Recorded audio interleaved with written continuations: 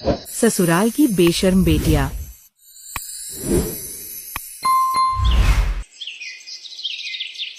सुनैना मलाइका तुम दोनों की दूल्हे बारात लेकर आ गए। क्या बारात आ गई? हटो तो मुझे देखने दो। ये कहकर सुनैना और मलाइका दोनों बहनें बालकनी में आती हैं और अपने अपने दूल्हों को देखकर जोर जोर से सीटी बजाने लगती हैं। रोहित, हे डार्लिंग, इस दूल्हे की ड्रेस में तो तुम एकदम झकास लग रहे हो, और निखिल तुम भी कतई हॉट लग रहे हो। ऐसा कहकर दोनों बहनें उन दोनों दूल्हों को फ्लाइंग किस देती हैं। उनकी ये बेशर्मी देख सभी रिश्तेदार हैरान रह जाते हैं। कुछ देर बाद एक बड़े से बैंकेट हॉल में दोनों बहनें स्टेज पर खड़े होकर अपने अपने दूल्हे के साथ फोटो सेशन करवाने लगती हैं, जहां बार बार अपने दुपट्टे से परेशान होकर वो दोनों दुपट्टा निकालकर एक तरफ रख देती हैं और स्लीवलेस ब्लाउज में दूल्हों के साथ तरह तरह के पोज देने लगती हैं।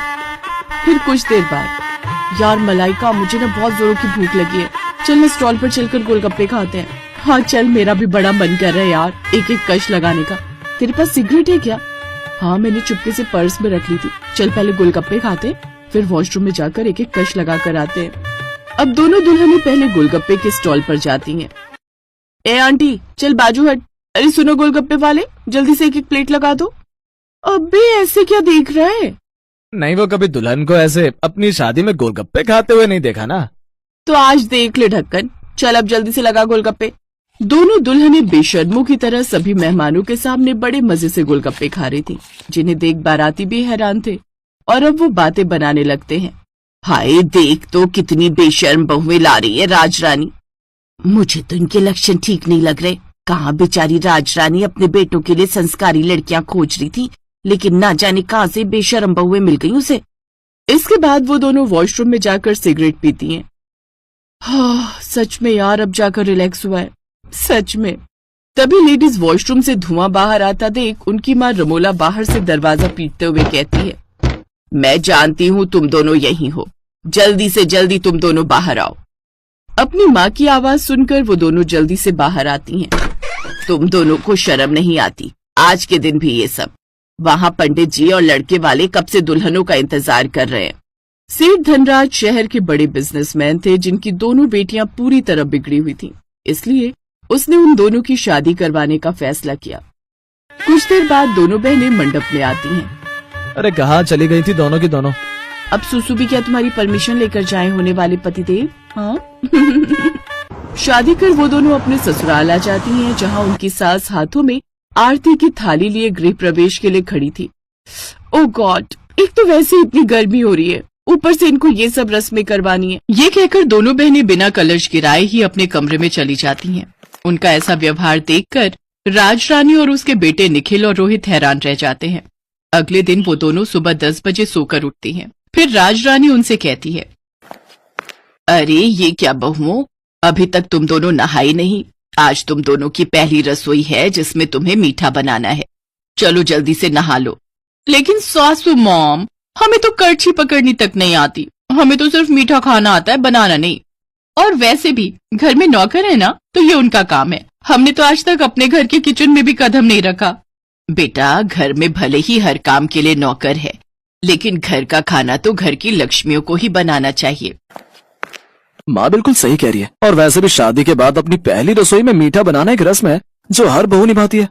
ओफो, मायके में हमारा बाप कम था जो अब यहाँ तुम दोनों भी लेक्चर देने लग गए। Live it. अरे सुनैना, चलो जल्दी से रेडी होकर बाहर पूल में आ जाओ। आज हम दोनों जी भरकर स्विमिंग करेंगे। कुछ देर बाद दोनों बहनें सब घर वालों और नौकरों के सामने स्विमिंग ड्रेस पहनकर आती हैं और पूल में जाकर नहाने लगती हैं। अपनी बहुओं की ऐसी बेशर्मी देख राजरानी का तो सर शर्म से झुक जाता है। ये दोनों की दोनों तो मेरी नाक कटवा कर रहेंगी। हे भगवान, मेरे घर की इज्जत अब तेरे हाथ में है।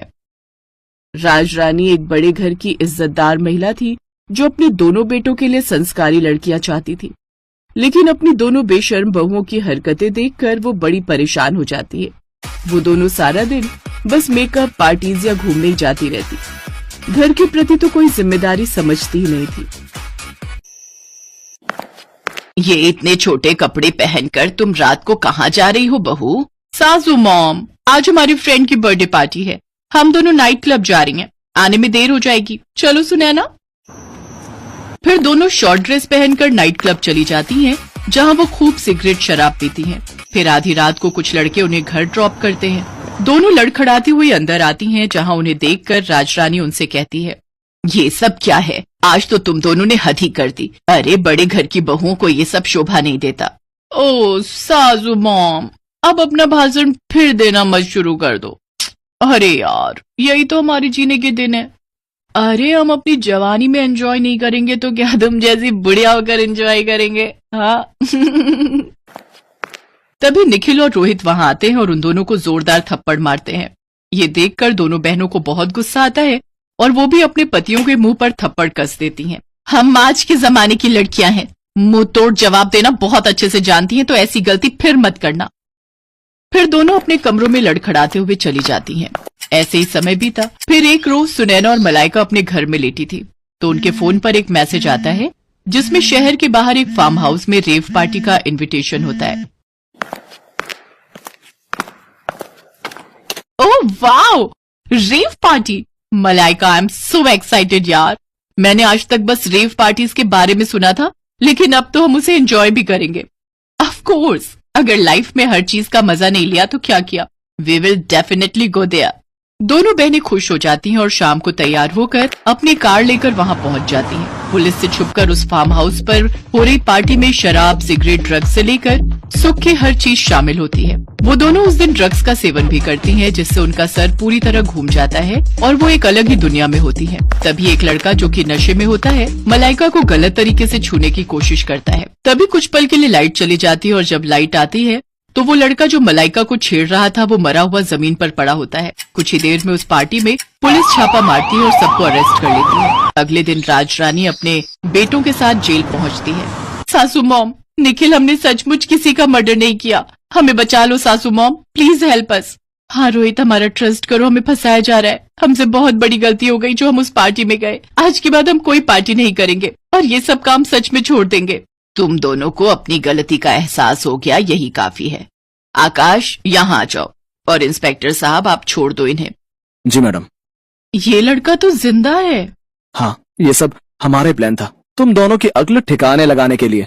दरअसल ये सारा प्लान राजरानी और उसके बेटों का था, जो उन्होंने अपनी बहुओं को सबक सिखाने के लिए किया था। उन्होंने ही अपनी पहुंच का इस्तेमाल करते हुए इस पार्टी का आयोजन किया और ये सब ड्रामा रचा। लेकिन इससे मलाइका और सुनैना को अच्छा सबक मिला और वो दोनों अब बेशर्म से संस्कारी बहुएं बन गई, जो अपने परिवार के साथ अच्छे से अपनी गृहस्थी चलाने लगी।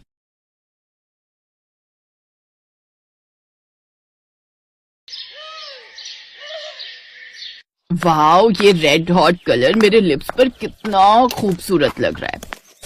इस शॉर्ट ड्रेस और रेड लिपस्टिक में तो मैं बिल्कुल माधुरी दीक्षित लग रही हूँ। उसकी बातें सुनकर मोहल्ले के लड़के उसे देखकर मुस्कुराने लगते हैं। तुम लोग क्या इस खूबसूरत औरत को देखकर हंस रहे हो? तारीफ करना ही चाहते हो तो खुलकर कहो कि इसमें मैं एकदम कहर ढा रही हूँ। अरे आप तो सच में कहर ढा रही हैं। इस उम्र में भी क्या लाजवाब दिखती हैं। बोले तो एकदम रैप चिक। ये बात सुनकर 50 साल की सरिता बहुत खुश होती है। Oh, thank you so much boys. मैं सुंदर हूँ, इसीलिए तो इस मोहल्ले की औरतें जलन के मारे मेरे बारे में उल्टा सीधा कहती फिरती हैं। Anyways, okay bye boys. कुराते हुए वहां से चली जाती है। उसे देखकर कुछ औरतें आपस में बातें करती हैं। इस मुई सरिता को तो कोई फर्क ही नहीं पड़ता, ये तो बस मर्दों के साथ हंसी ठिठोली करती फिरती है, फिर चाहे वो 50 साल का आदमी हो या 20 साल का लड़का। सच में ना जाने कितनी बेशरम है ये। इस उम्र में ऐसे कपड़े पहनकर घूमते हुए उसे बिल्कुल भी शर्म नहीं आती। खैर हमें क्या, चलो बहन सब्जी लेने चलते हैं। सरिता अपने पति और बेटे आदर्श के साथ मोहल्ले में रहती थी। कहने को तो वो 50 साल की थी, लेकिन फिर भी उसकी अदाएं, हरकतें और कपड़े पहनने का तरीका 20 साल की लड़की जैसा था। अब उसका बेटा 25 साल का हो चुका था। वो एक प्राइवेट कंपनी में नौकरी करता था। एक रोज, माँ आपको अपनी क्लब पार्टीज और शॉपिंग मेकअप से फुर्सत है कि आप मेरे बारे में भी कुछ सोच लो। क्या हुआ, क्या कहना चाहता है तू? साफ साफ कहूं तो मेरी अब शादी की उम्र हो गई है और अब आपको मेरी शादी के बारे में सोचना चाहिए। ओह, तो ये बात है। खैर कोई बात नहीं, थोड़ा सब्र रख, सब्र का फल मीठा होता है। तेरी माँ तेरे लिए एकदम मस्त वाला आइटम लाएगी। हाँ। ए भगवान, है न जाने कब ये औरत अपनी बेशर्मी छोड़ेगी, बताओ।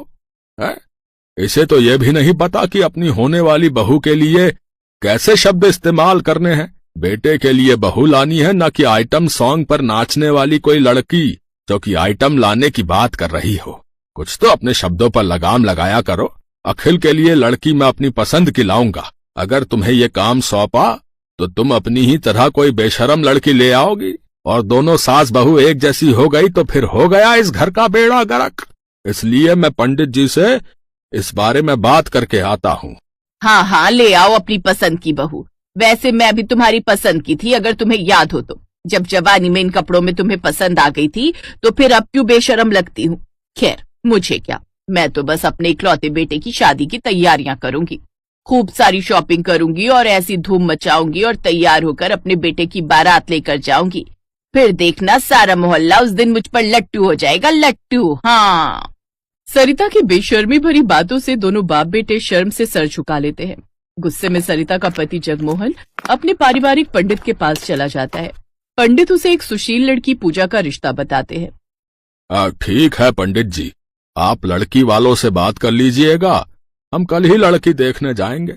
घर आकर ये बात कैलाश अपनी पत्नी और बेटे को बताता है। अब भाग्यवान भगवान के लिए कल तुम साड़ी पहनकर ही लड़की देखने चलना। कहीं ऐसा ना हो कि हमारी नाक वहां भी शर्म से कटवा दो। हाँ हाँ, चिंता मत करो, मैं तो साड़ी में भी कहर ही ढाऊंगी। अगले दिन वो सभी लड़की देखने जाने लगते हैं तो सरिता साड़ी पहनकर तैयार हो जाती है। वो साड़ी तो पहनती है लेकिन उसके साथ स्लीवलेस डीप नेक ब्लाउज पहनकर और ढेर सारा मेकअप करके बाहर आती है। ये औरत नहीं सुधरेगी है। दुनिया भर का मेकअप तो ऐसे थोपा हुआ है जैसे इसकी मुंह दिखाई हो, और ये इतना डीप नेक ब्लाउज पहना हुआ है। खैर अब चलो, देर हो रही है। वो सभी लड़की वालों के घर जाते हैं। जहाँ सभी लड़की को देखने में बिजी थे तो वहीं सरिता की नजर अपने समधी यानी कि लड़कों के पिता पर होती है। हाय, कितना हैंडसम है ये समधी तो। समधी जी, आप तो बिल्कुल राजेश खन्ना लगते हैं। काश कि आप मुझे पहले मिले होते तो मैं आपसे ही शादी कर लेती। उसकी बेशर्मी भरी बातें सुनकर सब चुप हो जाते हैं। मेरी सास तो बड़ी बेशर्म है, मेरे पापा पर डोरे डाल रही है। नहीं नहीं, हो सकता है वो मजाकिया किस्म की हो, इसलिए मजाक में ऐसा कह रही हूँ। ये सब मत सोच पूजा, ये सब बेकार की बातें हैं। फिर सबकी रजामंदी से उन दोनों की शादी पक्की हो जाती है। ऐसे ही शादी वाला दिन भी आ जाता है जहाँ एक मेकअप आर्टिस्ट उसको तैयार करती है। वो उसकी उम्र के हिसाब से लाइट मेकअप करती है, जिसे देख सरिता कहती है, ये कैसा मेकअप किया है, जरा भर भर के मेकअप लगा। आज तो मैं ऐसी राजकुमारी की तरह लगनी चाहिए कि सबकी नजर मुझ जैसी हसीना पर ही हो। पूरी बारात में और कोई मुझसे सुंदर लगे ही ना, यहाँ तक कि दुल्हन भी मेरे आगे फीकी पड़ जाए। इसे कहते हैं बूढ़ी घोड़ी लाल लगाम। फिर वो पार्लर वाली उसका ढेर सारा मेकअप करती है, जिसके बाद वो सेक्सी सा लहंगा पहनकर तैयार हो जाती है। कुछ देर बाद बारात अपने स्थान पर पहुंच जाती है। सरिता अपनी बहू के पास जाकर कहती है, देख बहू, लग रही हूँ ना मैं एकदम हॉट पटाखा। देख तो सब लोग तुझे छोड़कर मुझे ही देख रहे हैं। मैंने तो तुझे भी फेल कर दिया। ये कैसी बेशर्म सास है मेरी। सब लोग इनका मजाक उड़ा रहे, इन्हें घूर घूर कर देख रहे, लेकिन ये है कि इन्हें तो कोई फर्क ही नहीं पड़ता। जैसे तैसे शादी हो जाती है। पूजा ने आते ही घर की जिम्मेदारियां बखूबी संभाल ली। अब तो सरिता और भी आजाद हो गई। अब वो सोशल मीडिया पर अपने वीडियोस डालकर अपलोड करती रहती। एक रोज वो अपने सोशल मीडिया पर बने फ्रेंड से मिलने जाने के लिए तैयार होती है। बता तो बहू, इस हॉट ड्रेस में मैं लग रही हूँ ना एकदम ढिंचैक। जी माँ जी, लेकिन आप कहीं जा रही हैं क्या? हाँ, वो मेरे एक फ्रेंड के साथ डिनर पर जा रही हूँ, तो हो सकता है शाम को लौटने में देर हो जाए। सरिता कुछ देर बाद उस होटल पहुंच जाती है जहाँ एक 55 साल का आदमी सूट बूट पहनकर